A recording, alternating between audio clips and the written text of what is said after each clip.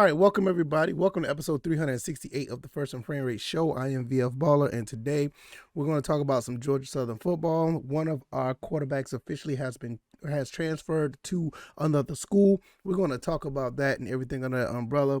If this is your first time here, welcome. This is the First and Frame Rate Show. I am VF Baller once again. I talk about Georgia Southern Atlanta Falcons football. I can be found on YouTube and Rumble. Also, I can be found on Anchor, Stitcher, Spotify, Apple, and Google Podcasts. And I want to thank you guys before I get into this. All the feedback and all the consistent viewership. I mean, you guys have been great. I cannot thank you guys enough. And it just constantly keeps me going, and I just can't wait till football season starts where we can really start getting into real deep content about what's going on the field. And throughout the off season, you guys have been giving me a lot of support, and I really, really appreciate it. I cannot thank you guys enough. If you want to support, all the links are down in the description. And let's go ahead and get into this. Cam Ransom was basically my favorite recruit of 2020. I really thought that he was going to be like that guy. He was going to be the program changer. Unfortunately, with Chad Lunsford, with all the things going on, he was relieved of his duties, and now he's down at FAU. But I think this was the quarterback. If everything was going to continue to go in the direction that it was going, positive-wise, Cam Ransom could have turned this program around. Him and Chad Lunsford together single-handedly. Now, you could make a debate if we needed a new offensive coordinator. We needed something to cater to his style of play. That's debatable, and I'm leaning on that side of the debate. But I will say that this was the best recruit that Chad Lunsford picked up that never panned out because of the other situation we talked about. I really feel that with Cam Ransom being at 6'3", 215 pounds, he was able to bring his skill set to the table to something that we never really saw at Georgia Southern. I can go out on a limb and say ever.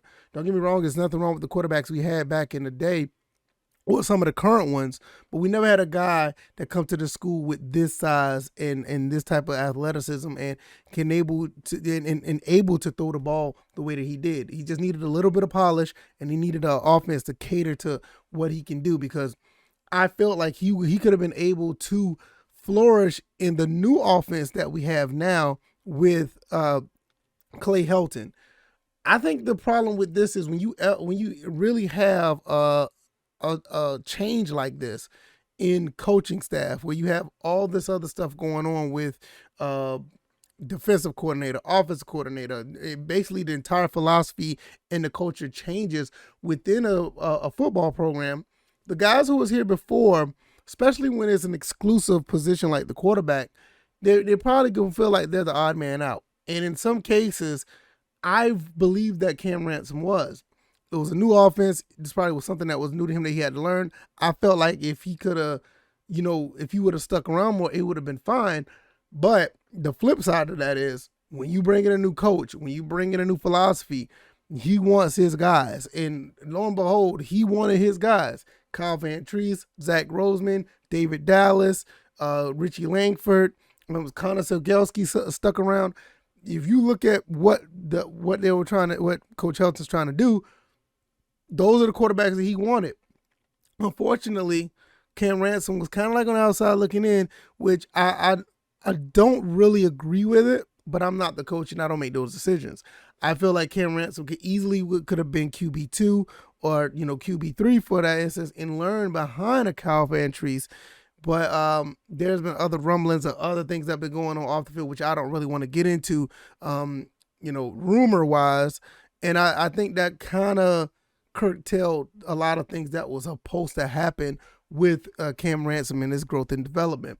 Nevertheless, he ended up in the transfer portal after the spring game, and once the spring game was over, we kind of knew that he wasn't going to come back, because there's times when you enter the transfer portal, you could, very well come back to the team, and I'm pretty sure that the way Coach Helton deal with certain, players or whatever the case may be, I'm pretty sure it wouldn't have been a problem. But at the same time, they're going to continue to move forward with what they do. So it's been a while since we heard from Cam Ransom as far as what he's going to do. Now, there was other rumblings of other players. Like I did a video about Sean Pell kissing. He ended up going back towards a little bit closer where he lives in the Rhode Island. He transferred from Georgia Southern and went to Rhode Island, which I'd really wish him the best because I think we really missed out on a defensive player. I want to say this, and I don't know if Miss Tara is listening to me. Shout out to Miss Tara, phenomenal supporter of the show. I felt like we missed out on a Sunbelt Defensive Player of the Year in Sean Pell Kissing. And I'm not saying that to be funny. If this kid would have just played the position that he was really good at, which is defensive end and or linebacker, I think we missed out on a real chance to have a dominant force on defense with that kid. And it's unfortunate that it never played out to where we wanted it. But he ended up transferring as well and going to Rhode Island, and I'm going to continue to watch him just as much as I'm going to watch Cam Ransom because he ended up committing to McNeese State, FCS school in Louisiana, and I think that this is going to be a really good move for him. I'm not sure if he's going to play right away, but I'm definitely going to be watching to see. I think with a person like Cam Ransom and Sean Pell Kissing, I think these are two kids that are not on the Georgia Southern roster that I'm going to continue to follow throughout their entire collegiate career because I think these guys are guys that we missed out on mainly because I feel like Cam Ransom just got swallowed up in the quarterback depth chart. And I also feel that Sean Pell Kissing was just misused. And I hate the fact that that was the case for both. But I think we really missed out. And I don't want to make it a Sean Pell Kissing show because everybody knows I'm a big fan of him. I think we really missed out on a really big, a really big player with Sean Pell Kissing. I think we really missed out on that. Yes, baby. My wallet, leave it on this table. I'll get it, okay? Okay. My son said he got my wallet. Oh, I love my son. He is the best. Now with Cam Ransom going to McNeese State, I feel like he's going to ball out. I think he's going to be fine. I think at the end of the day, with him going down to the FCS, and I'm not sure what McNeese State football type of offense that is, but I'm pretty sure that he did his homework and he knows what they're capable of. And I think with his skill set, he's going to be fine in pretty much any type of offense. He's mobile. He can throw the ball. I think he just needs to polish his mechanics a little bit, but I think he'll be fine. I think he's going to be good where he is. And I just can't wait to see what he does because I felt like this kid's skill set was going to take over the Sun Belt. I think it really could have. And it showed flashes to where when he played at Georgia Southern, he moved the ball like this. First pass was a touchdown. They moved the ball so fast. I mean, even the game against Georgia State, when we were struggling against them, as soon as Cam Ransom comes in the game, we move right down the field and score a touchdown. And I don't understand where our team just did not understand to use him more, It almost, to an extent, it seemed like he was kind of underused as well. But the problem with that is, and there was really no problem with that. It's just at the end of the day, when you bring in a new coach in, they're going to want their philosophy or whatever the case may be. For 2021, his passing yards, he was 39 of 83, no interceptions, or 3 touchdowns, no interceptions, threw for 494 yards. In limited playing time, he played 9 games, but he didn't start all those games. It doesn't say how many snaps he took, but he was able to run the ball. 38 attempts for 113 yards, no touchdowns. Longest run was 32 yards. So he was somewhat of a dual threat. He had almost 500 yards and almost 120 yards or 110 yards rushing. He just didn't have much time. He didn't play as much. It kind of reminds me like of a Sean Pell Kissing. But at the end of the day, I want this kid to be great. I want him to be really good. I think he's going to be phenomenal when it comes to him playing quarterback at that level. Definitely going to be watching him, and I think it's going to be a beautiful thing to see. So I don't know if anybody else is going to be following and see what he does, but I think he's going to be great. With the skill set he has, the type of player that he is, for the most part, he's always been professional. So I've never seen anything that was off the field that was a problem. So for him to go to Louisiana and actually play football, I think he's going to make a difference. I think he's going to make a difference more, faster than we all think. I don't know what the depth chart looks like. I don't know what it is. Maybe I'll look into it and make another video about that down the road.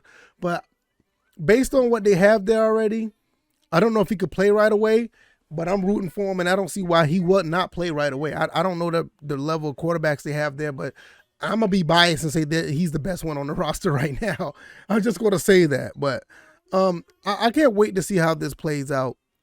Before I go, I want to say this. It's maybe a little shorter episode, but it is what it is.